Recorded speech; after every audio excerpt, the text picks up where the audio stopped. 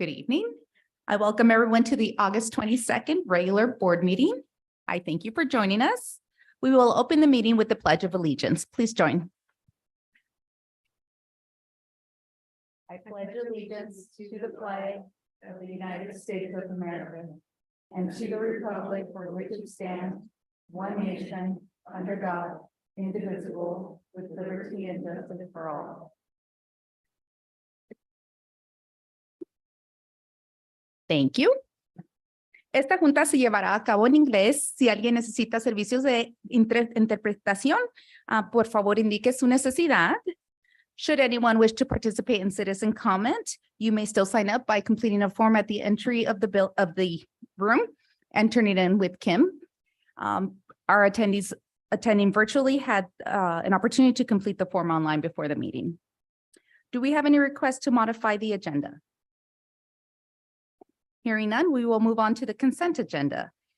In this consent agenda, we have the minutes from the August 1st special board meeting and the minutes from the August 8th regular meeting, vouchers and payroll, the personnel report, surplus report, and contracts.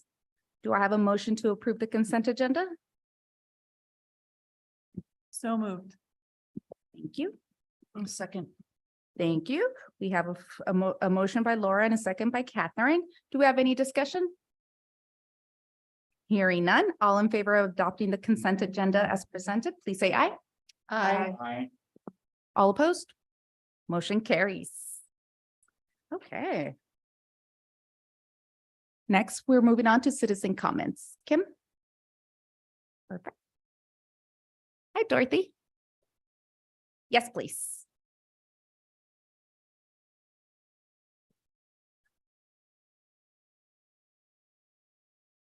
Staff, administrators, the board, and everybody who welcomes, accepts, and educates our children. We are so happy you're here. Thank you. Thank you, Dorothy. Having none, we'll move on. No, any further citizen comment, we'll move on to our special presentations, and I'll hand it over to Dr. Kalahar. Excellent. Thank you very much. I will join the cabinet and district office members at the podium.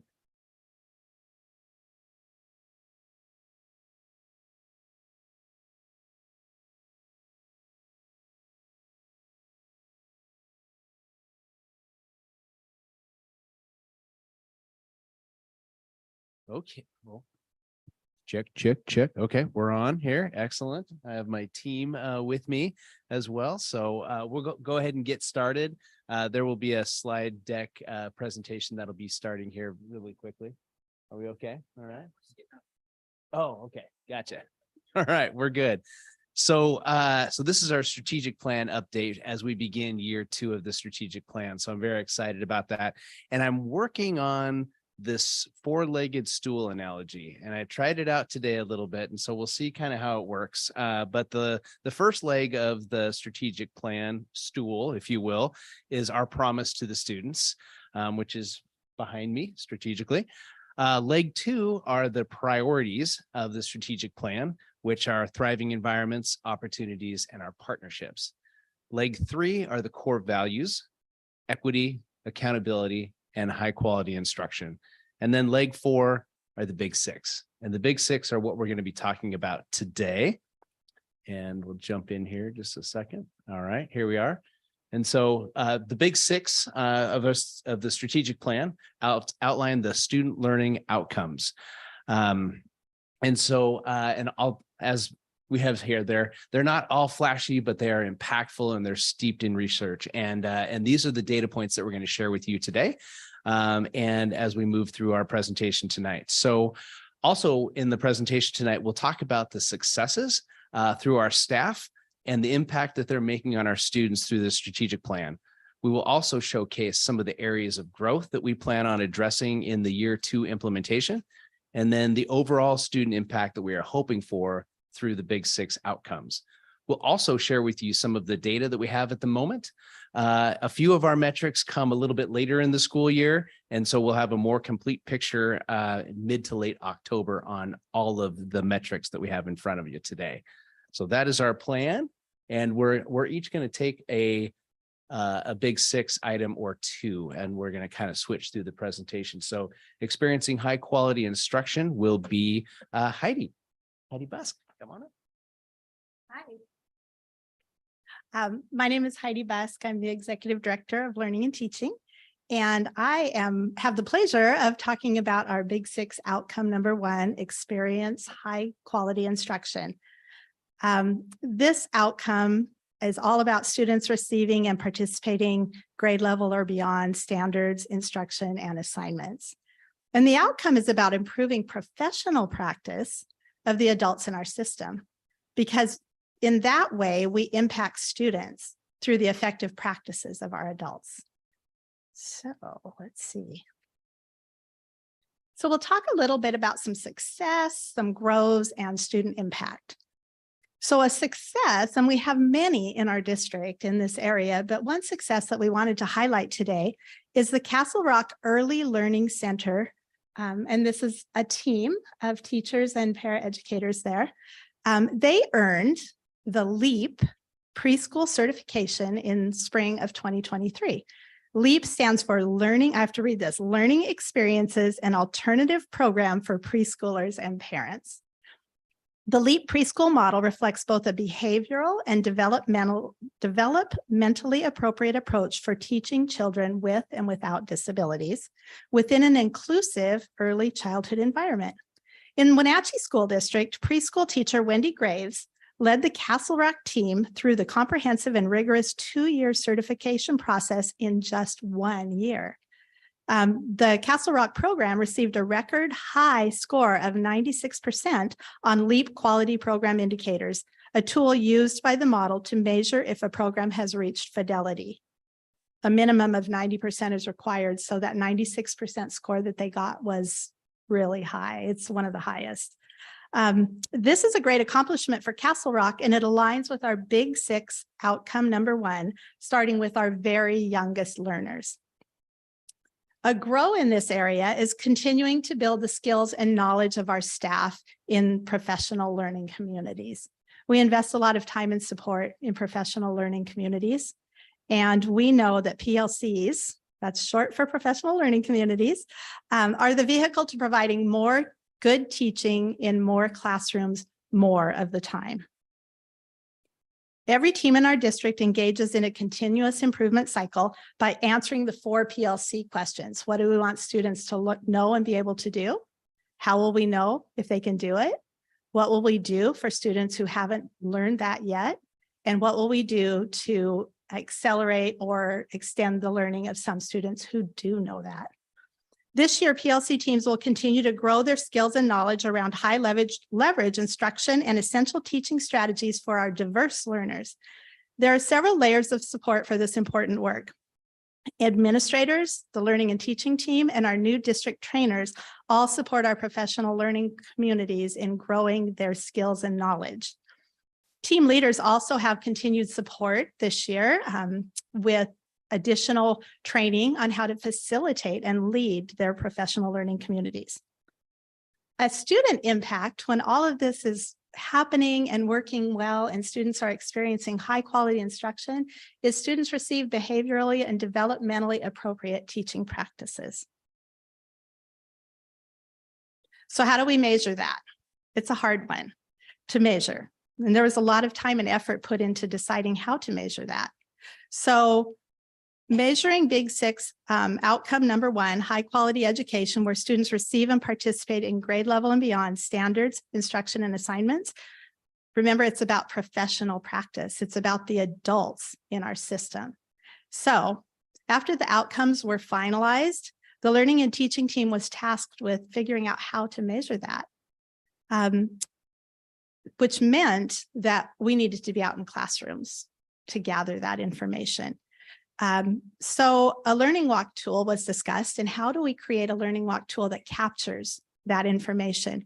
And some administrators in our district already had some learning walk tools. So Tim Shepard at Lincoln Elementary and Ricardo Iniguez at the high school had already been using learning walks and trying them out, learning walk tools, to observe what was happening in classrooms. So with those ideas, that was the foundation for the Wenatchee School District learning walk tool that we use now to collect the information. So this learning walk tool contains look-fors of evidence-based practices that have been proven to positively impact student growth and achievement. The strategies on the learning walk tool are also crosswalked with our Marzano instructional framework. We worked with Ron Brown to create the data collection tool in Qualtrics for ease of entering and viewing the data. 2022-23 was our baseline year for the data collection.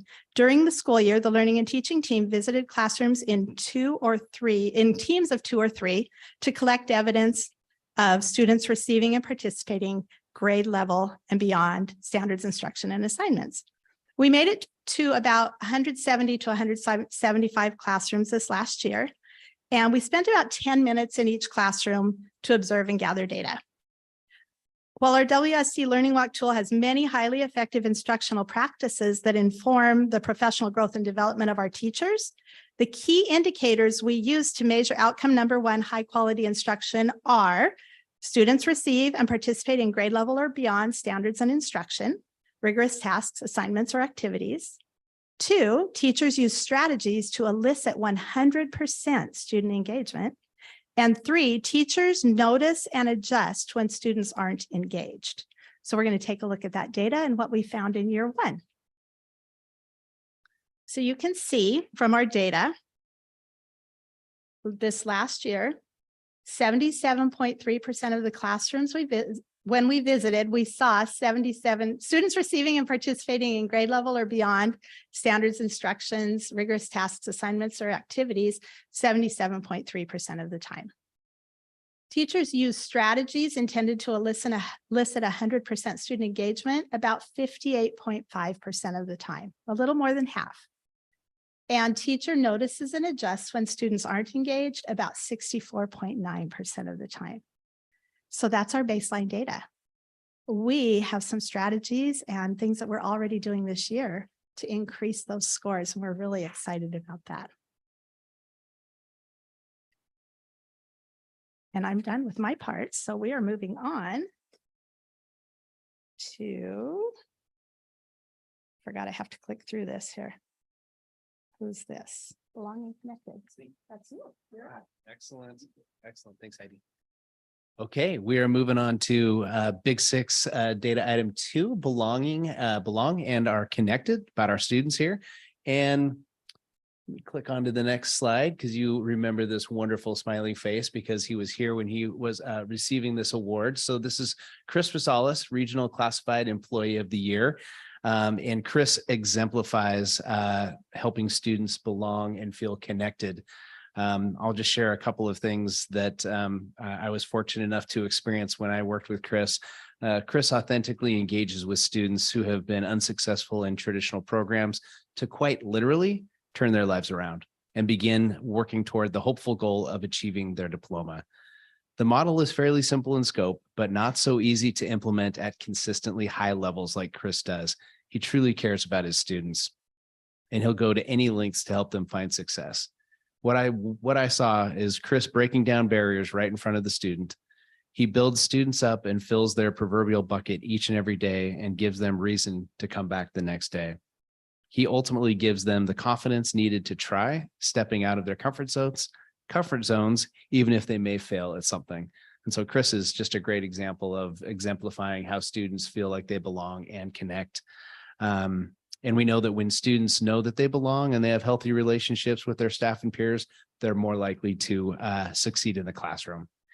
So that's one great example. One of the grows is to continue building a thriving environment through an asset model. And so research shows that when we focus on identifying and building up students' assets, we work proactively to help create that thriving environment. The positive development emphasizes strengths over weaknesses, resilience over risk, and assets over deficits. And we can make powerful changes when we focus on the untapped strengths of our students and our staff. The student impact that we would like to see ultimately is we like to see students that feel that they belong and are connected, obviously through our culture and climate survey, which I'll show you some of the results here in just a second. And ultimately, we want students to learn at deeper levels and strengthening the school community and overall increase well-being for each student. So here's some of the measurements there that we can take a look at. And the first three measurements there are from our annual culture and climate survey. So we have looked at students that feel that there is an adult in the school who will encourage them. And we have 67.4% of the students that feel that. We have 73.1% of the students that feel that they are treated with respect. And then 64.4% of the students who feel safe at school. And I think that we all can agree that we'd love to see those numbers go up and make sure that all of our students feel more connected and that they belong. And then we have a couple of data points here that we have yet to see because they're generated from the state. So the percentage of students with 2 or few absences per month, and then the percent of students not excluded in response to a behavioral violation will come out a little bit later, and we'll be able to update our data and share them with the school board and our community. All right, on to reading on grade level, and I think I bounce it back to Heidi again. All right, so we have Big 6 outcome number 3, read on grade level. Students will read on grade level by 3rd grade and beyond, and will continue to grow their skills, knowledge, and abilities throughout their education. So our success in Big 6 outcome number 3 is we have many successes, but the one we wanted to highlight and feature today is that our elementary schools, and you all know this already, we began a walk to intervention model this last year with many classrooms, and this year we'll continue with that. And remember that walk to intervention model is a dedicated block of time during which students are grouped by reading skill need and receive explicit instruction on literacy foundational skills necessary to become skilled readers. Students receive differentiated literacy instruction or interventions or extensions or just additional practice aligned with their needs during this time. Reading progress is monitored frequently, and data is used to determine the need for reteaching or regrouping students. Acting early and responding to students' skill deficits using evidence-based practices will develop strong readers who read and comprehend complex text to be future ready.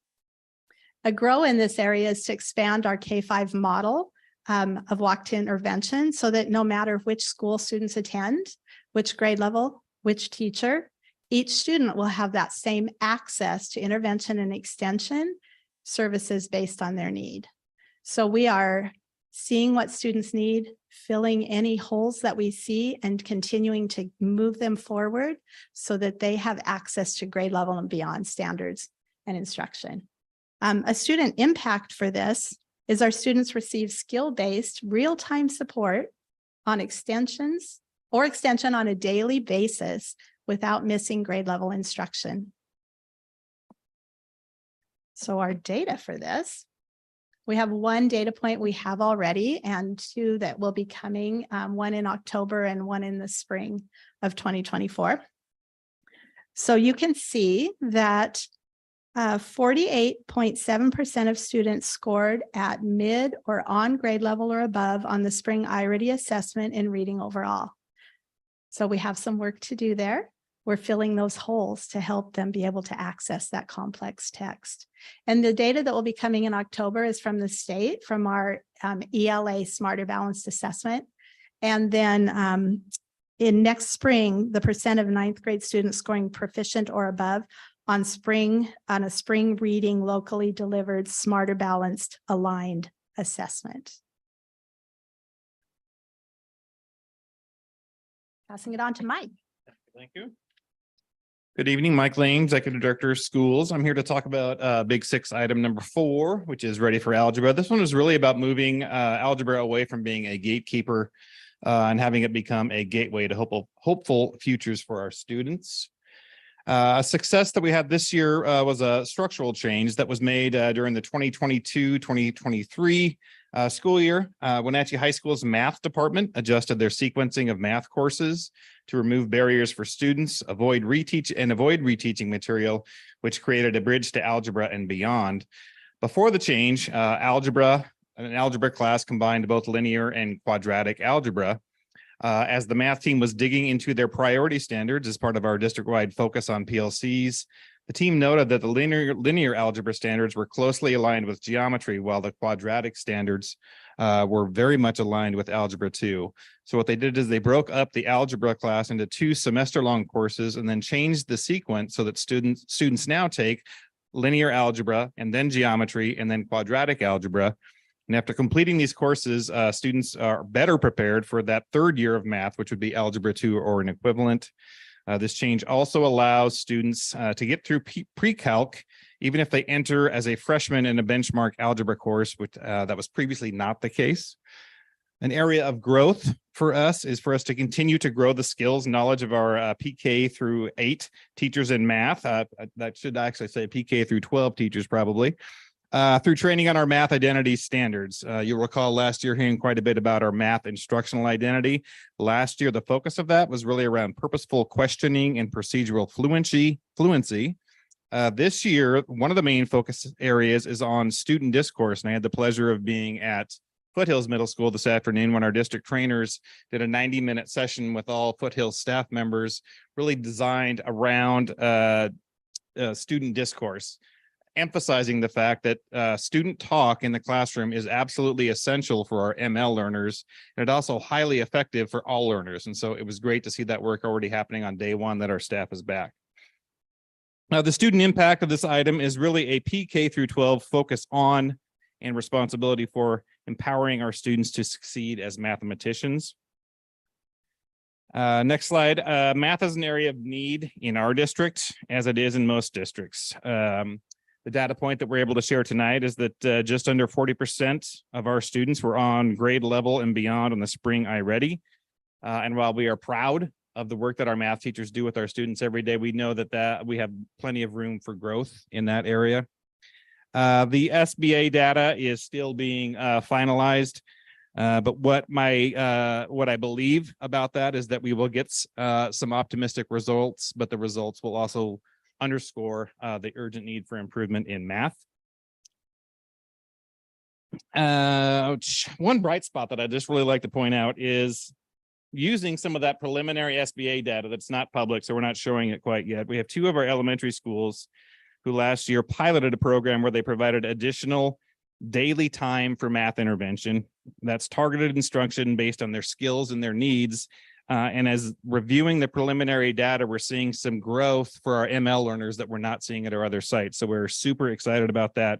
And a particular goal for us going forward would be to move that program to our other elementary schools. Thank you.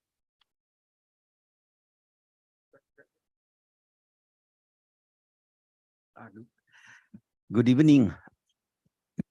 I'm Alfonso Lopez, Director of the Hispanic and Latino Relations, and today I want to talk to you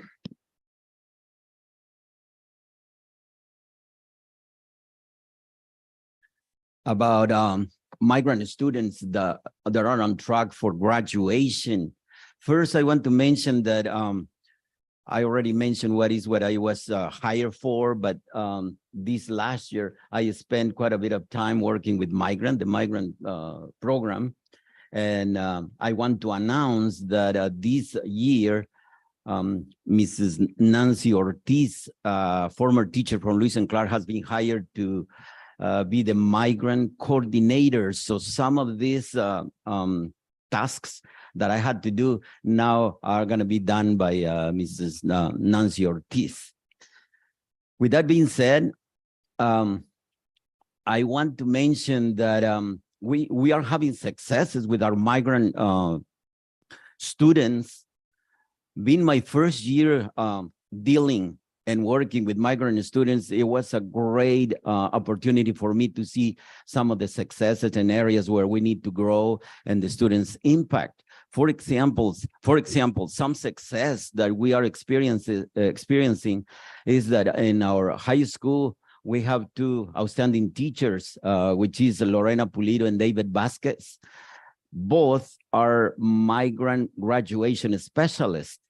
And the success comes in the way that they are working really close with the families, and they are enabling students, obviously, to success academically.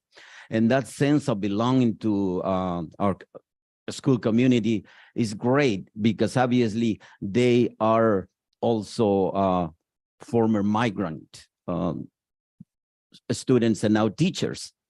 With that being said, this year, for example, this last year, we experienced a great success by graduating 85 students out of 86. Only one student didn't graduate. Now they are working with that student to make sure that this student is going to graduate this year. Now, in the area of growth, one of the things that we are doing is counselors are working very close from middle school to high school to make that transition very smooth, letting counselors at high school know what are some of the needs that these students from middle school are bringing to the high school. And with that in mind, obviously, we'll have a good start when they come to high school. That smooth transition is happening. But we still need to polish that a little more so the transition can be even better. Now, the student impact. One of the things that I know that we're making a big impact is that these migrant students start to believe in themselves more and more. Their lives is many times is very difficult due to the fact that they are migrant. But they believe more and more by seeing role models like David, like Lorena, but also the school district is helping in different ways. One of the ways is that we, as you know, we have also parent advisory council. We call it PAC. That is the board that is leading the migrant program. Well, what we did last year, we brought the students from the high school to join that group, and they are the leading. Those are the voices for students. They know firsthand what is happening in the high school, and they brought those concerns, those ideas to the board. And obviously, with that in mind, we had a chance to grow more and see what the needs are. So the same path is going to continue. Those two students, that is one of them, graduated. So, and the other one graduated as well. So next year we'll have a different student or two students also. I want to thank Mr. Barron. He's been there with us in several of these meetings, and you can testify how good it is to have students in this group. Anyways, this is some of the data that we have. As you can see here, 63.1 students in 2022 are obviously passed all the courses that they attempted in 9th grade. We still don't have the data that we're going to have in October, and then we'll be able to see how much growth this group of kids are experiencing. But with that, I want to say that the migrant students, I want to point out a few numbers. In the Wenatchee School District, we have 1,053 migrant students in the school district, in the entire school district. But in the highest school, we have 351.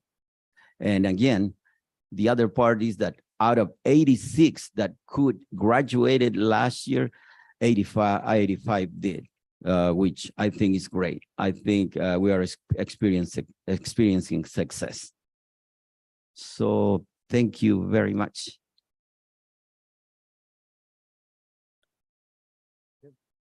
I'll add one thing to that. Ron Brown, Executive Director of Technology, Safety and Security.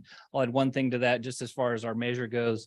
We chose the 9th grade passing as it's one of the research-based data points that shows a lot of efficacy around if all 9th graders that they pass all their classes, the chances of them graduating are very substantial compared to failing any of those classes. So that's why we picked that data point to use. And this is the whole district, not just the Wenatchee High School data point. So we will get final data in October.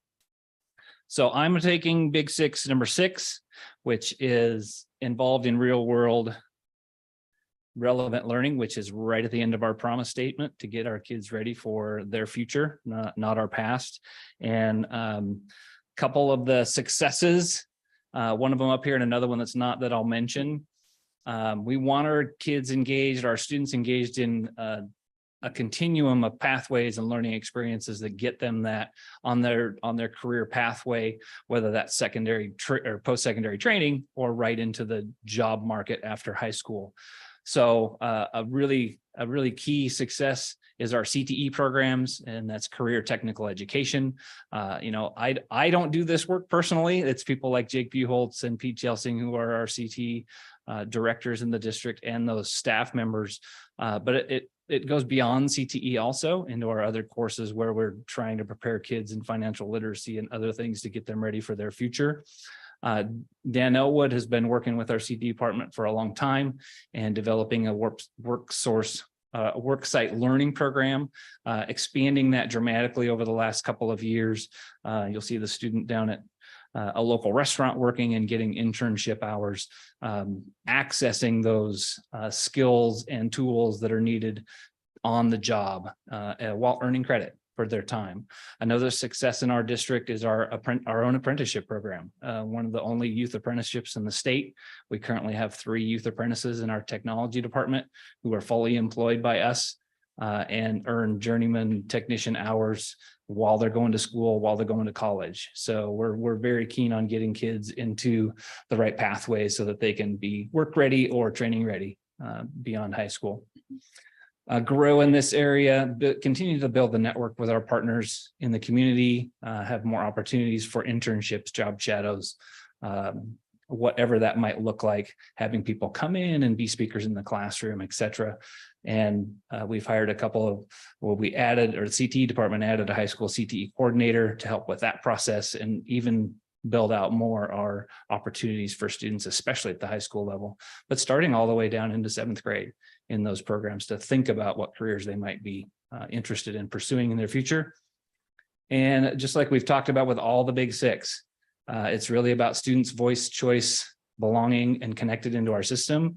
So increasing their ownership, increase the relevancy of their pathway so they see a purpose for the classes they're taking, to see a purpose for the skills they're learning, and they can exit high school with that vision of what is next for them. So some of the data points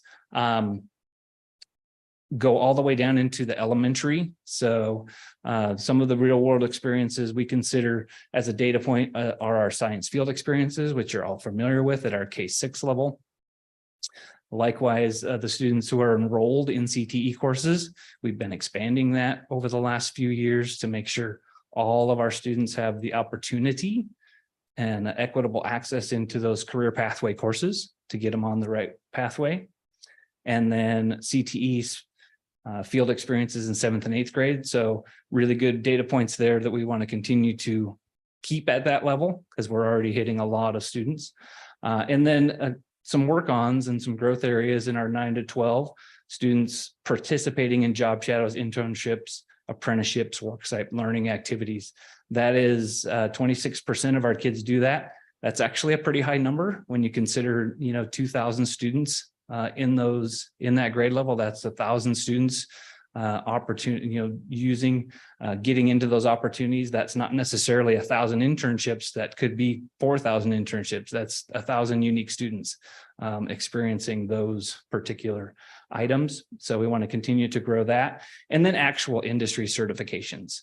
So we have some network certifications, some programming certifications, some other certifications that students actually test out and earn that certificate while in school. So we're about 17% for our high school for that particular one.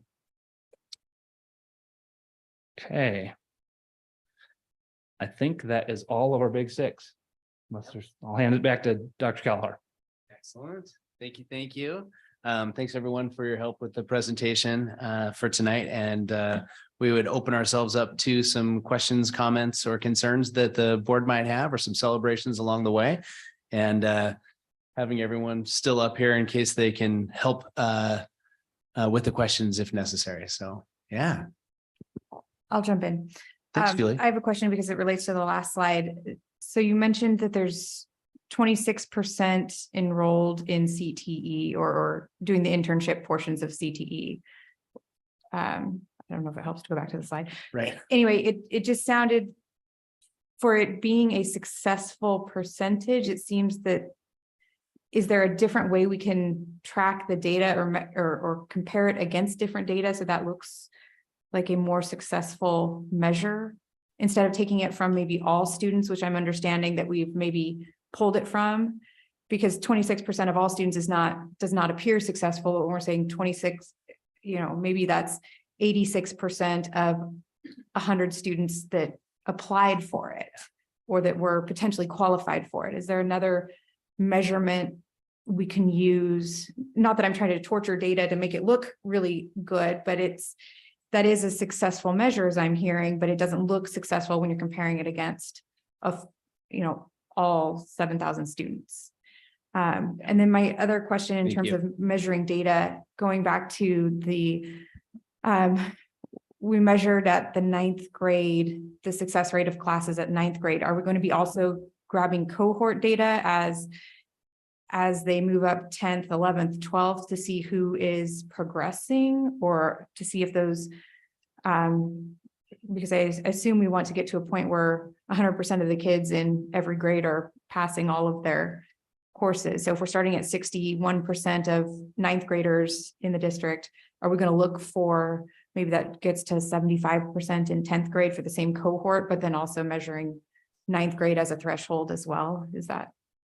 It's a great question. We can, I think we can looking at that cohort data to follow those students along as well. And we know that through their 4 years in high school, some students find different avenues of how they end up graduating. And so that's the nice thing about that number being both Westside and Wenatchee High Schools. We can kind of keep as much of that cohort data around as we can. And then, we'll look into the measurement piece. I think we will spend some time there. I think the 26.4, it doesn't look great. Like you mentioned, we're looking at that as a huge success because job shadows, internships and apprenticeships are just really hard to coordinate and find. And so our goal is we're excited about that number. And then of course we want to grow it. But yeah, we could look at potentially how many students are participating in these job shadows and experiences that maybe come from the CTE world. That would definitely bump those numbers up quite a bit. But yeah, we'll come back to that one. So thanks, Julie. Appreciate that. Other comments, questions, Yep. concerns? Don't leave yet. So under number one, Big Six, number one, Heidi, you were talking about the number of classrooms. I can't remember what the number was exactly, 170 or 137 or something like that. It was a lot. And you said 10 minutes. And I'm just curious about the amount of time dedicated to do that work. And so we're going to do a pre and a post, or we're going to do it at least annually. Have you looked at how that works into the schedule? I mean, is that realistic? Yeah, come on up. Yes, so this last year, we just visited with our learning and teaching team, and we went out at least 2 times a month. So this year, we want to go to more classrooms. But we still have just a small learning and teaching team, and that was pretty hard to get out that often. So we knew we had a 3-year rollout plan. So this next year, and then I forgot to mention that I had it written down too. We are including our principals. So we visit schools and we walk through with principals often. And so we're bringing our principals into actually collecting the data this next year with us. So our learning and teaching team, instead of going out in pairs or groups of 3, will go out by themselves to join a principal to walk through. So that's going to expand our classrooms that we'll be able to get into. And it's something that principals do all the time anyway, is walk through classrooms.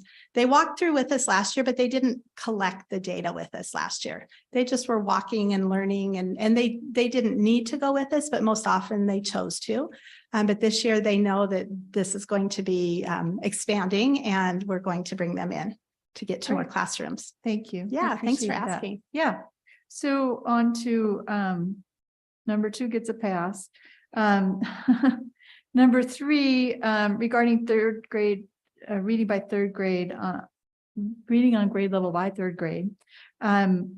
We've talked a lot in the past about the science of reading, and it sounded like we're adhering to that, but I didn't really hear that reference. So just want to check in on that we are doing that. And you also mentioned that we were expanding through K-12, and if the goal is about, I mean, K-5, sorry. If the goal is about reading by third grade, why are we talking about expanding to K-5 when our goal is about third grade? I think that reference was to the walk to intervention program. We're continuing to build that K-5. So we'll have a walk to intervention program at each of the grade levels. And so when we first started the work with the walk to intervention plan, schools were given 3 years to complete all 6 grade levels having a walk to intervention program. It wasn't something that we could just do in a year. So we're expanding that. Okay, and then on number 3 still, you mentioned 48.7% on grade level, and I'm wondering what that metric is measuring. Is it measuring all students K through 3, every single K through 3 student? Just want to confirm. Sorry. No, you're Dr. good. Callahan. No, I'll just jump right in there. Yes, it measures all students grades K through 8 who take the iReady assessment. And Okay, but the statistic you presented was related only to K-3, I don't believe so. since that's what the goal is. Oh, but it says in the actual goal, if you read the whole statement, let me come back to that. It is students receive and participate. Nope, that's the wrong one. Hang on. Get to the right one. So students will read on grade level by third grade and beyond, and will continue to grow their skills, knowledge, and abilities through their education. So we want to know, are they reading on grade level by third grade? So I see what you're saying is, does that data say, where Yeah, are we in third grade? it makes sense to go yeah. beyond, but do we have a milestone? It would just be good for us to have a milestone and be reporting on a milestone specific to third grade, since we're calling that out, and that's what the research says Yeah, is important too. yeah, So, thank you. yeah, thank you. Can I keep going? I got a couple more. Okay, ready for algebra. Nothing to ask, just a question. Growing PK to 8, just I love that comment about the math, growing the math identity skills. I just adore that phrase. Number 5 on track graduation. We talked about Alfonso, you talked about 85 of the 86 students graduated, and we only focused on migrant students. So one of my questions is, what are the metrics for measuring other students? But kind of along that line, how was the eligible to graduate defined? Was that students who you started enrolled in 9th grade, in kindergarten, or only entering 12th grade, or how does that look longitudinally? Are we looking at that? Where are we starting that measurement? Where are we ending it? Okay, the measurement for on-track graduation. Thank you, Laura, for the question. It's a finite measurement from the state. The state actually gives us that data point, and it measures the pass and fail rates of 9th graders. So any 9th grader that we have in our system falls into the metric bucket that is assessed from the state. So if any student in the 9th grade fails a class, they would not be considered on track for graduation. And so that's why we're looking at that 9th grade level, is because we know so much depends on that transition from 8th grade to 9th grade, and we don't want to lose our students. And so that's why we're building that goal. But the longitudinal piece, we don't have that built into the metric. Okay. Right now. Okay, that makes sense. And congratulations on the 85 of 86. Yes. That's really That awesome. is awesome. And my last one is just a kudos on the real world relevant work. Thank you. I think that's really important. So I love it. Thank Thanks, you. Laura. Yep. Thank you. I'll go next and I'll follow Laura's format. Number 1 gets passed. I just have a comment for number 2. I think with looking around and current job postings and whatnot, the word belonging is popping up more and more. It seems to be one of these, trend words. And I commend the school district that we initiated this work before it became a cool, popular word. And in today's conversation at work, we talked about the sense of belonging and how if employees have a sense of belonging, the productivity increases. And I think the same goes for students. If they have a sense of belonging, that the academic output increases as well.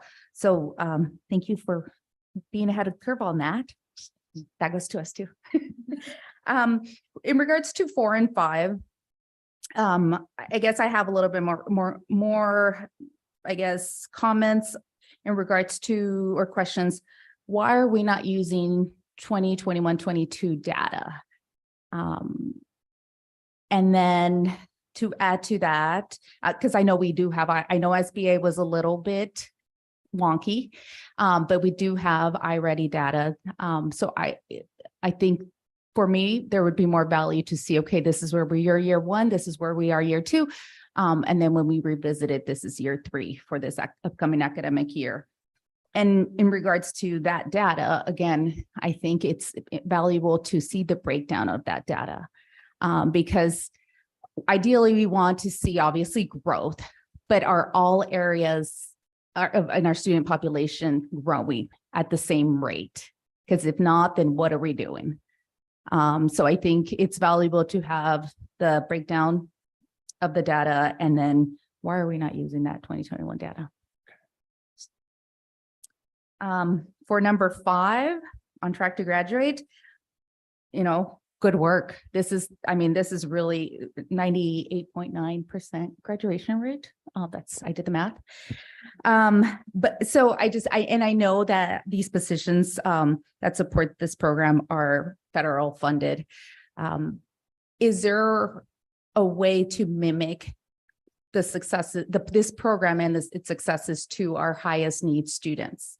I know we have title funding and whatnot, but this has already proven to be a very successful intervention model, I guess. Why not mimic it to our highest need students as well?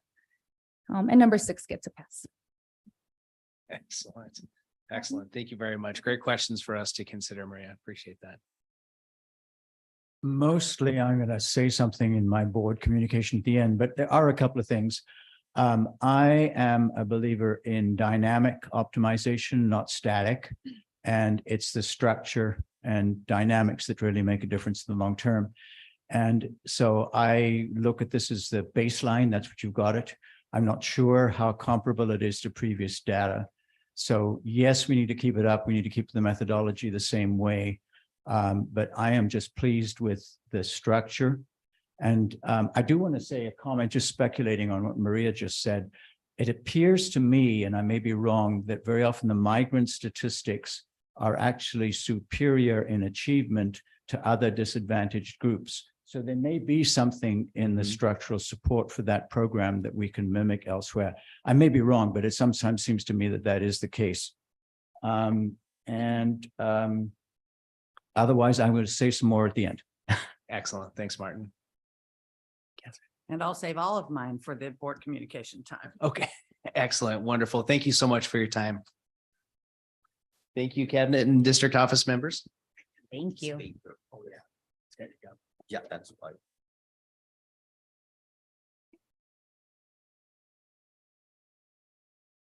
Next on our agenda, we have an action item.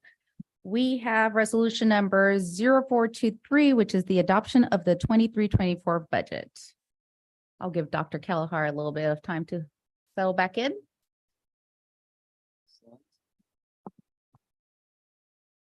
I'll go ahead and jump in here. This is just as presented a couple of times by Sean Fitzgerald, our CFO here. This is the chance for the board to finalize the 2023-24 Wenatchee School District budget. And Sean's had a couple of opportunities to present, and we've discussed and shared. He's done a great job. We're really excited for Sean to have his own budget this year and own it and see it through to fruition. Even though we know that we have some budgetary challenges in front of us again as we move through this year. But I think tonight's just our time to just make the resolution that we're adopting this the budget as presented on August 1st and move forward. Thank you. At this time, I will entertain a motion for resolution number 0423, adoption of the 23-24 budget. I move to approve resolution 0423, adoption of the 23-24 budget. I'll second. Okay, we have a motion by Martin and a second by Julie. Is there any discussion? Yes, a point of clarification, and maybe now is not the right time, maybe it is. So in regard to the transfer of the $4 million in general fund to the capital projects fund, we recently received from DA, Hogan, estimates regarding the softball fields and the very contained therein. And I had some communication with Superintendent Calhar on the topic, but I'm a little bit confused about the various options that were presented. All exceeded the $4 million amount by my calculations. Some of the presentation was a little bit different than I expected.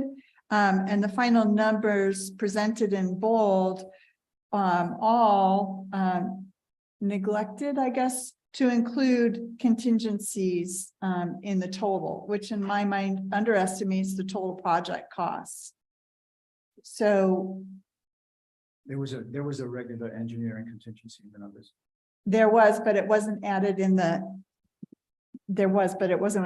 totals. You need to go ahead and repeat what you said. I believe there was, and I believe it was in the provisional estimated totals, but we can verify that outside the meeting. Yeah, I would really like to verify that because I spent quite a lot of time doing the math, adding them up, and the total budget figures did not include contingencies. And I just want us to make sure that as we proceed, since in my view, with the contingencies, all of the options exceed the $4 million. I just want the board to make sure that we are identifying the source of the funds for any overages and that we don't presume that we're going to be so likely that we don't have any contingencies, because that very rarely happens. And if it does, then we can celebrate. So I'll just jump in. My understanding has been that the 4 million was not necessarily going to be the total be all end all cost for the fields. And so what we're putting aside is to ensure that we have at least that. But my understanding has always been that we will likely exceed it in some amount and have to adjust at some point, whether it's from general fund or we have more capital projects or other bonds or things to pull from when the construction actually occurred. So I have not been looking at the 4 million as the all-inclusive for the field. I would generally agree with that, but I just want to put that out there to the board that we did receive some project estimates and the board needs to be conscious about that moving forward and to make sure that we include all the costs when we move forward and we know where the money is coming from. That's like pretty basic stuff. Yeah. I would very much agree with your concern. And if you look at the capital budget projection, there is an additional unidentified $2 million, which represent, there are decisions ranging from doing the low end minimum on the softball fields to doing a full project. And all of those are estimates at the moment. So I do think it's important that the board acknowledges this uncertainty over the total size of the project. I did believe that I saw a contingency in the engineering estimate, but maybe I'm wrong. There are options to do all of the project, not quite all of it, options to find alternative forms of funding for the difference between 4 million and whatever is the ultimate decision. So yes, we do not have a cut and dried budget. We have a 4 million minimum and a tentative plan. Right. And we all know it's dependent on when the bids come in, could be a totally different story. And I think the other thing is there is a timing variance between years that is elective at the moment, discretionary as to how much is done in which year. Thank you, Laura, for bringing that up. Any further discussion? I would like to just remind the public that in July, there was a public notice in the newspaper regarding the budget. On August 1st, we held a public hearing for the public to come and present any concerns or share ideas. The hard copies of the budget were made available at the district office for anybody that had a request to see a hard copy. And the budget was also posted on the district website for the public to review. Any further discussion? Okay. Hearing none. All in favor of approving resolution number 0423, adoption of the 23-24 budget, please say aye. Aye. Any opposed? Motion carries. Next, we have our superintendent report. Excellent. Thank you, Board of Directors. The first of a few items that I have today, it's a long time before our next board meeting, is I want to talk to the board and the public about the Stronger Connections grant that the school district received in June. Mike Lane, Amber Burks, Heidi Buss, Jeremy Wheatley, and myself submitted an application to the state for a Stronger Connections grant in May. By the end of June, we found out that the Wenatchee School District was awarded this $1.5 million competitive grant showing novel and creative ways to address safe and healthy schools as outlined in the Safer Communities Act in June of 22. We were honored to be part of 12 districts that were chosen for the grant out of 55 school districts that applied. The grant focuses on how much our students are needing post-pandemic behavioral support and some of the discipline trends that we're impacting our schools. A major piece of the grant will allow the Wenatchee School District to contract through Children's Home Society for social services specialists. We lovingly call them SSSs. In our elementary schools, and we'll also have one that will be at Valley Academy of Learning for the first time. And those positions will be sustained for the next 3 years with this grant. These positions were eliminated through a contract that was terminated early in the budget reduction process earlier this spring. So we're glad to have them back through the grant funding. In addition, the grant includes funds that for much needed mental health counseling, social and emotional curriculum and training, PBIS support, and restorative practices professional development. So we're really excited about that opportunity.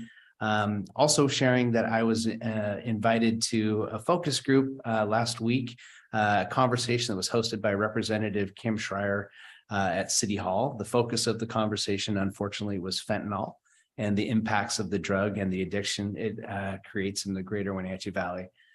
This was mostly a conversation that law enforcement was engaged in. I was invited to the conversation, which was great. We also had the fire department and the Department of Health that was represented. It was an honor to be invited and a clear message to me and the school district that prevention is the key intervention for this conversation when we think of the school district's perspective. Continuing to maintain preventative conversations with our students early about the dangers of these drugs and what the costs associated with experimentation truly are, which the conversation around that table was clearly death. And a very scary and sobering conversation. So our students, staff, and families and communities need to fully understand the severity of the fentanyl crisis as an additional layer to the opioid epidemic. And a reminder, we'll lighten the conversation. And a reminder, General Assembly, just a reminder that the Washington State School Directors Association, we call WASDA, the General Assembly is coming up on September 22nd and 23rd. The General Assembly is one of the more important school board events of the year. We think they're all important, but this is an important one at the state level. And this is where our board of directors helps WASDA update their advocacy platform by voting on the legislative and permanent positions. And says what I have here written, while some boards may select their legislative representative, we have Catherine, thank you. The ability to vote can go to anyone on the board or even transfer from one board member to another during the event to ensure that the board's ability to continue participating in the assembly.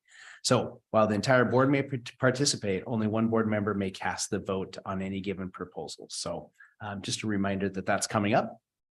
I wanted to let everyone know that in our consent agenda today, there was a point of interest with the softball community, pointing out that we are on track to hire a project manager to help guide the massive amount of work necessary to get our softball complex off and running. As Laura indicated, that we do have quite a bit of work there. The project manager will work to create the requests for quotes from architectural firms to submit so the design work can be finalized. So what we have are preliminary estimates that we were looking at over July. So we'll actually put out a request for some additional quotes for architectural firms to give us those firm, more solid guidelines. So the goal of the work will lead us to being able to go out for a construction bid on the actual construction side of the equation out in the field early in 2024.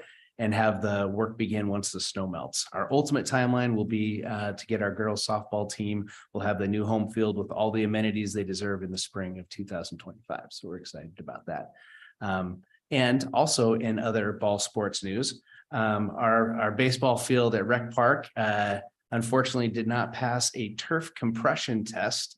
And that was another contract that we signed off on here, is that we're going to need to have an emergency addition of a compression pad at Rec Park. And so this work and the maintenance modification will be completed hopefully before winter comes this fall. It'll be a fairly quick and painless process from what I understand.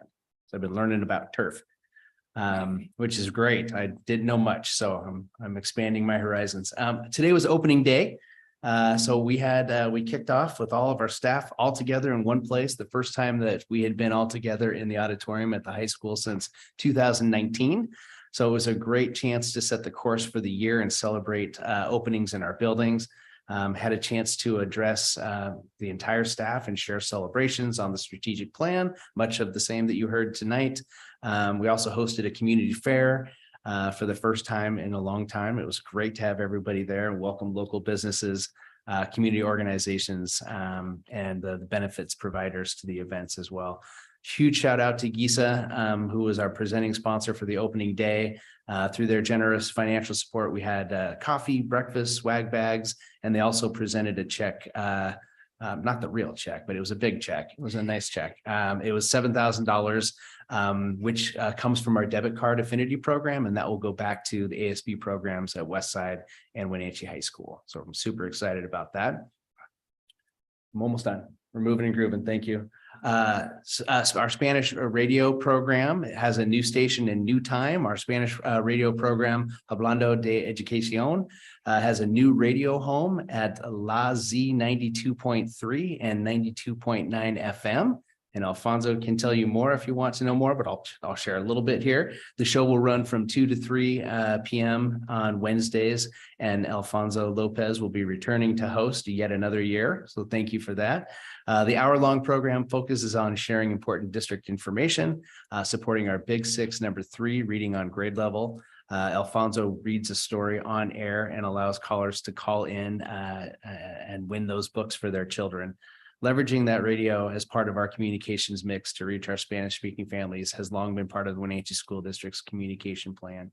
And Alfonso's help has gained tremendous interest in the area and with educational and even with educational leaders in Olympia. So, and tomorrow I'll be the guest on the show, and look forward to my first visit to the radio show as superintendent. And finally, Fiestas Mexicanas is coming up, and we are a proud partner. And we're also excited to host again at Triangle Park. And I'm officially mentioning this because it happens before we meet again as a school board.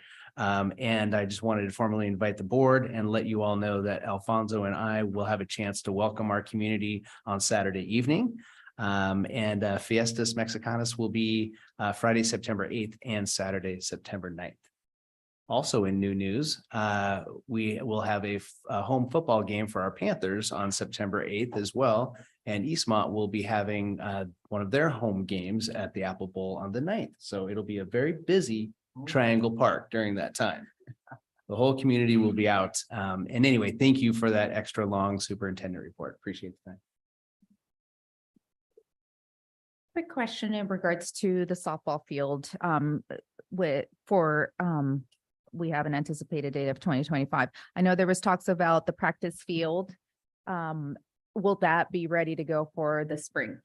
Practice field is ready to go for the spring. Okay. Yes. Is it ready to go now? Yes. Oh, cool. Yes. Practice field is up. Well, unfortunately, it was up and running toward the tail end of our softball season this year. But yeah, it's up and running and ready to go. So that is one wonderful thing. And I anticipate that our work with the softball field will conclude in the 2024 year. It won't be done in time for the season. So we're excited for it nonetheless, though. Thank you. Thank you, Dr. Kalahar. Board communication. None. Martin? How they started. We've had 3 kickoff things at the beginning of the year. The first day of fall sports, the back to school guide, and then this morning, the opening day ceremony. Going to sports first, the way I saw the summer programs this year was they had better access to the full range of students, stronger and better than I remember.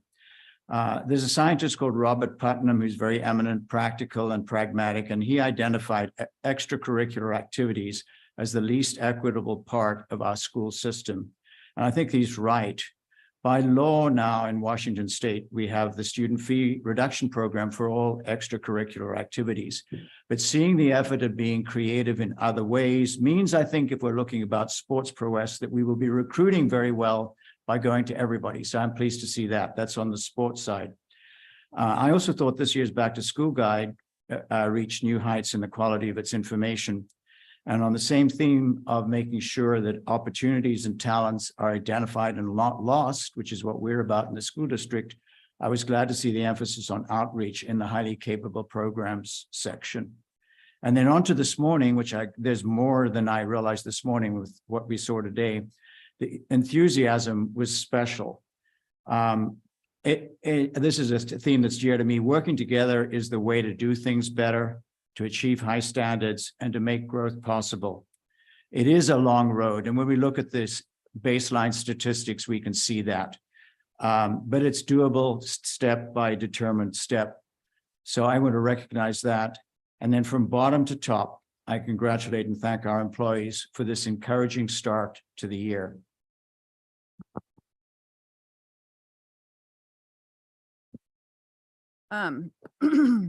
I was also at the event today and it was fantastic. I want to say thank you to Dr. Kalahar for the personal stories that you shared about your father. Really amazing and great to hear and get to know you and your personality a little better through that. One of the things that you shared that I thought was so great was about the California redwoods, these colossal trees that are gargantuan, but they have very small and not very deep root systems. But what keeps them up is the fact that those root systems are intertwined. And you used that as an example to discuss relationships in the school district and the relationships of the staff. So every seat was filled in that auditorium, and a lot of people were sitting on the ground also. And the enthusiasm and that relationship interconnection was really felt strongly in the room, outside of the times that you were shooting at people with the t-shirt gun. I think you enjoyed that a little too much, but that was fun. It was a very, very great event. And it brought to my mind the idea of the staff, our educators at the start line of a race and just really ready to go. And that was exciting. I went to the breakout group, which was the high school group, and stayed for the entirety of that part of the event as well. And that was fantastic as well. I sat with a fellow educator or with an educator, and there was time to talk throughout the presentation. The presentation was fantastic, but what it was kind of discussing was the different special needs, if you will, of students and how to anticipate and organize yourself and get that in order for those students. What kind of struck me was that although every one of our students is special and unique and learns in a different way from another, there was really kind of an attitude of every single student needs intervention. Every single student needs an IEP. Every single student needs a parapro with them. And I walked away, and interestingly enough, throughout my day wandering the city, ran into many educators that were at that event today and was able to take some time to talk to them. And what I walked away with and then discussed with them later was this idea that that every student needs some kind of special intervention or an IEP or some kind of plan or some, and I say this to you not as a criticism, Dr. Kalahar and the cabinet, but as a caution, as in a cautionary manner. I feel like if we are to take that approach for every student, it is just crushing to the staff. I kind of felt, and again, in my discussions through, as I was lucky to be able to see a bunch of educators out in the city today, they gave me that sense as well. And so I say this again in a cautionary manner, that in the great words of the wonderful Tanya Brown, we can't be everything to every student. And I don't want to put that crushing weight on our educators. And so that was kind of what I walked away with. And again, I said not in a critical manner, but I see them ready and willing. And again, knowing that to be an educator, you have to love it or you won't last and you shouldn't last. I want to make sure that we are not overwhelming them from the get-go with that much weight. And in that vein, I want to then, once again, put my call out and ask you, because I doubt there's a single student watching us right now, not a single one. And if any, maybe the superintendent advisory committee, and I would put this challenge to them. But I ask you as administrators to tell your teachers, and I say to the students and parents of this district, this is my call to you to step up to the mark, to be the directors of your education, to get everything out of it that you can and make it your mission. We need to challenge them and hold them accountable for their learning and their education. It is the gift of this great country that we provide an education to every student. And I think that we've got to hold them accountable, make them try hard, and also encourage our parents to support them in that. And for me, that means accountability in attendance, in timeliness, in scores that are passing and not continuing to move students on when they're not. And even the dreaded dress code, that's what those things are about for me. And I think I issue that at the beginning of this year for our students, that challenge. And I encourage and applaud you and you, Dr. Kalahar, and the staff. And I look forward to a great beginning of the year. So thank you. I'll just real quickly add, since we talked about kickoffs and sports and whatnot, the Panthers Booster Club is having their fall sports kickoff on Thursday at 7 p.m. at the Apple Bowl for families of athletes, fans of our programs, or anyone who just wants more information about how to get involved at that level. And then the North Central Washington Fair is also this weekend. And so I know we've got students participating in that. So spread your time between the fiesta and the fair.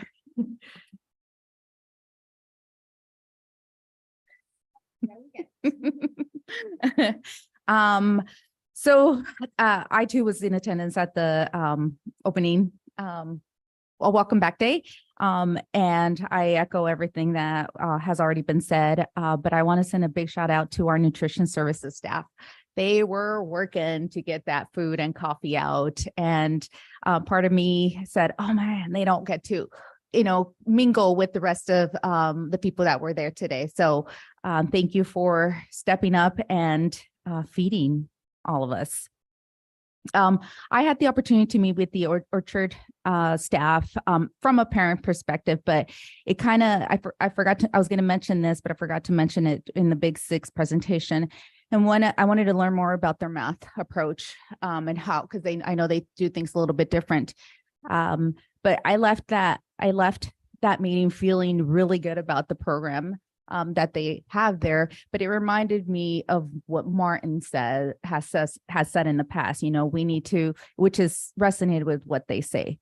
They want kids to love math, whether they want kids to enjoy and say, you know, look forward to math, whether they're good at it or they're struggling with it. The approach to the way they look at and see math is in a positive.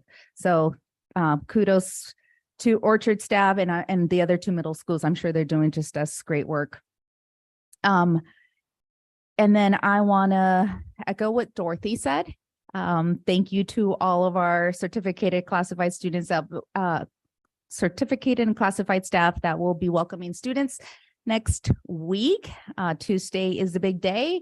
And thank you for all the work they're doing. I know the dreaded professional development days are this week and getting their classroom ready and whatnot. But thank you for all the hard work and the training from this week to welcome our kids into their classrooms. In regards to the General Assembly, Catherine, will you be attending? Not know yet.